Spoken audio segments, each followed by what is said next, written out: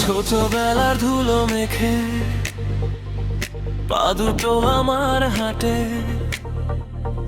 ভাঙা ভাঙা উঠোন পেরিয়ে রোজ নতুন কষ্ট কাটে। মায়ের চোখের নোনা জলে শুকায়নি বুকের দাগ, আমি তো তাই বয়ে চলি দুঃখের সাথে আজোলা। কেউ যখন কাছে আসে আমি মুখ লুকাই, ভেতরে জমে থাকা কথা কোনোদিন খুলে দিই।